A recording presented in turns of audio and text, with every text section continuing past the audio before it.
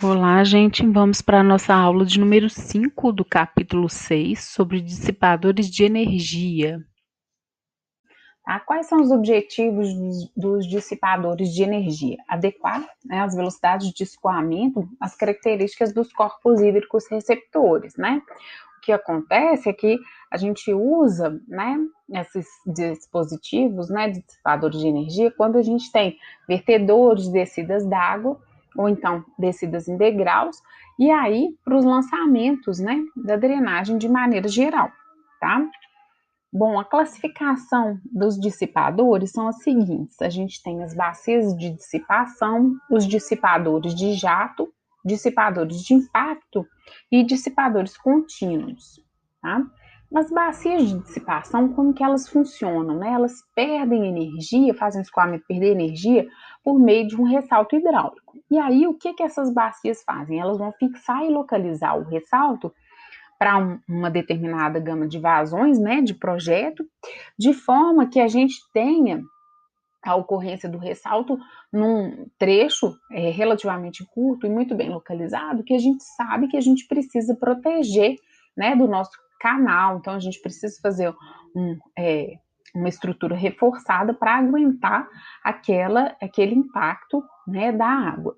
Bom, as dimensões, né, dessas bacias de dissipação são funções das velocidades e das perdas de carga, né? E eles são todos baseados em estudos empíricos e experimentais. Aqui eu vou mostrar para vocês os estudos do United States Bureau of Reclamation, tá? O SBR, tá? Mas existem outros também.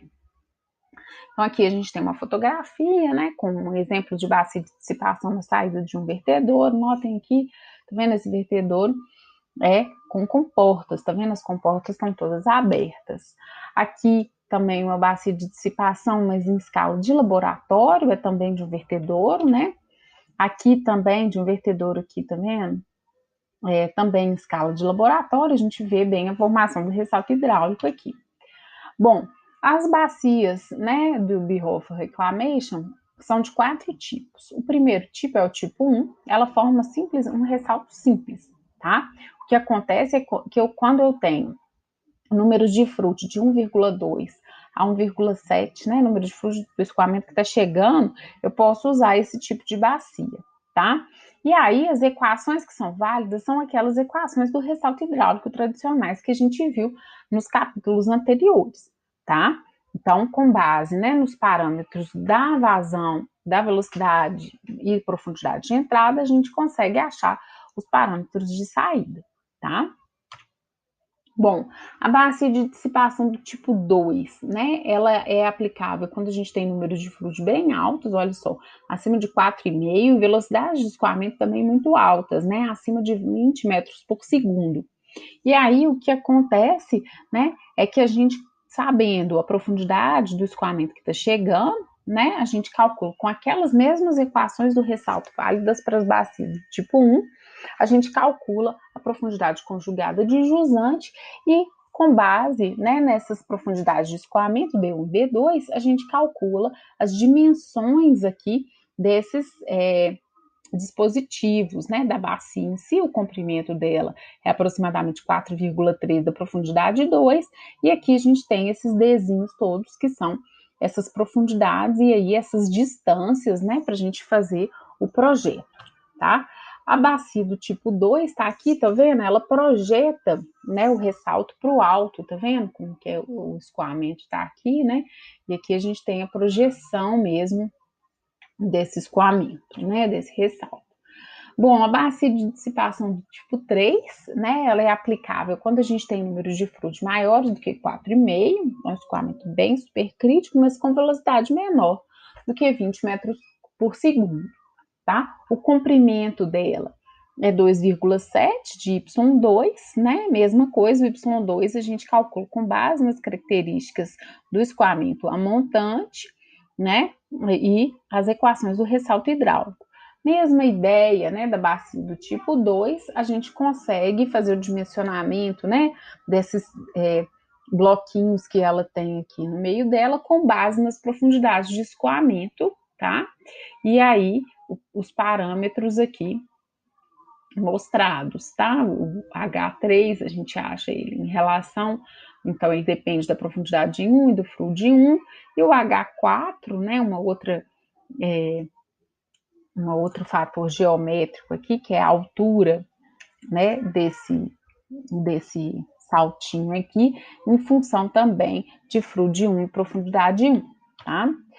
Bom, finalmente, a bacia do tipo 4, né, ela é para quando a gente tem números de Froude intermediários, né, entre 2,5 e 4,5, e aí, mesma ideia, a gente acha, né, todas as dimensões em função dos parâmetros de montante do nosso escoamento. E o comprimento aqui, né, a gente acha em função dessa equação aqui, que depende da profundidade de jusante, que é a conjugada do ressalto, e do número de fluido que está chegando, tá? Bom, aqui um resuminho, né? O tipo da bacia de dissipação em função do número de fluido e da velocidade que a gente tem, né? Com isso a gente escolhe e faz o dimensionamento em função dos parâmetros do escoamento de montante. Os dissipadores de jato, né? Outro tipo de dissipadores, eles, como que a gente tem? A gente tem uma parte aqui, né, uma concavidade voltada para cima que vai fazer com que o escoamento seja jogado para o alto, né? E aí a gente calcula também com as equações do ressalto o comprimento dele, tá? Aqui exemplos, né, fotografias de dissipadores de jato, esse também muito bonito, né, que além de ser um dissipador de jato, ele é lateral, né? Outro tipo de dissipador que a gente tem são os dissipadores de impacto, né? O que acontece é que o escoamento vem, né, com velocidade e energia alta e bate em uma estrutura rígida, né? Por isso esse nome de dissipadores de impacto, né? Como que esse dissipador, né, que eu estou mostrando na fotografia aqui, são de dois locais diferentes, mas é o mesmo tipo de dissipador. Ele chama Bradley-Peterka, né? Foi proposto por esses dois pesquisadores. E a estrutura, né, que o jato bate nela, é um L de cabeça para baixo. Estão vendo aqui? Ó, a gente consegue ver só a parte externa, né? Mas aqui forma um L, mesma coisa aqui. E aí meu escoamento vem aqui por baixo e bate nessa parte vertical aqui, tá? Do dissipador. E aí o dimensionamento dele, né? Ele é uma estrutura mais rígida, assim, no sentido de que a gente não tem muita possibilidade de dimensionamento. Ele serve para essas faixas de vazões, então de 3 a 12 metros cúbicos por segundo. Aqui a gente tem o projetinho tipo, né? E aí aqui as dimensões desse nosso projeto, tá? É assim que tem que ser esse tipo de dissipador. A gente tem também dissipadores que são contínuos, né? Como que são esses dissipadores contínuos? A dissipação ela é feita através do escoamento, tá? E esse tipo de dissipador, né, apesar da eficiência na dissipação de energia não ser tão grande assim, eles são muito usados, né, quando a gente está fazendo projeto de drenagem de rodovias, por exemplo, até drenagens de áreas urbanas, né? Quando a gente tem taludes, a gente precisa descer a água, né? Que é coletada na base, no pé do talude, né? Na parte superior do talude, a gente precisa descer e aí a gente desce através desse tipo de dissipador. Muito usado também em áreas de mineração, tá, gente? Então a gente tem dissipadores em calhas, né? Que na verdade é um canal que vai ajudar a dissipar energia, dissipadores em degraus e escadas dissipadoras, tá? Os dissipadores contínuos, né, em rampas ou calhas, eles são, né, que é um dos modelos que a gente tem, eles têm esses bloquinhos também, né, mais ou menos no estilo dos bloquinhos lá das bacias de dissipação, né? E o que acontece? A gente vê a faixa de vazões para os quais ele serve, né? Então, vazão específica menor ou igual a 6 metros cúbicos por segundo por metro, velocidades de escoamento também limitadas, e a gente acha, né, essa dimensão H, tudo é baseado no H, estão vendo? Que é a altura do bloquinho aqui, em função da profundidade crítica de escoamento, tá? E aí, aqui a gente tem exemplos das nossas calhas dissipadoras, né, com bloquinhos. Os dissipadores que a gente chama de degraus, né? Como que eu sei se um dissipador é em degrau ou em escada?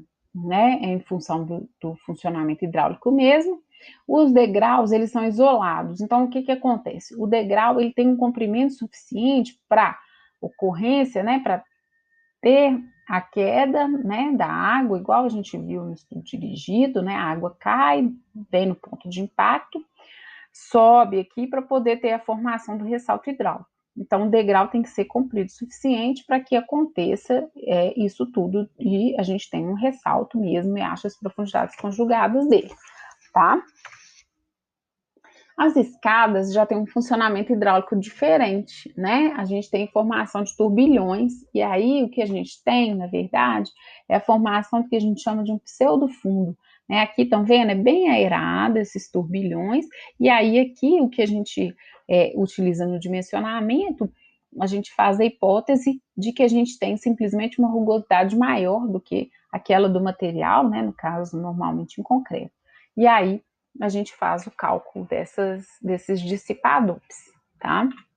Aqui a gente tem exemplos, né, que são escadas ou descidas d'água em degraus, lembrando que toda escada, ela funciona como uma descida d'água em degraus quando a gente tem vazões bem pequenininhas, né, que o ressalto vai se formar no degrau, tá? E então, aqui a gente tem esse tipo de descida d'água. Aqui, uma descida d'água claramente em degraus, né, a gente vê aqui, então, escoamento crítico acontecendo, a queda, né, a formação do ressalto, e aí aqui vem o escoamento e novamente os novos degraus, tá certo? Aqui fica bem bonito, né, um vertedor com degraus, tá vendo aqui? Tem um vertedor sem o escoamento passando, ele é uma série de degraus, e aqui a gente vê, né, uma formação de uma espuma, muita aeração aqui nesse escoamento. Bom, gente, para fazer um fechamento aí dessa parte final, né, eu queria falar um pouquinho sobre as estruturas hidráulicas, né?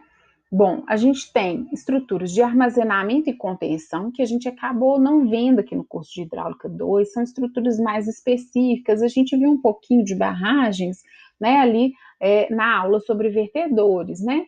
A gente tem também os diques, né?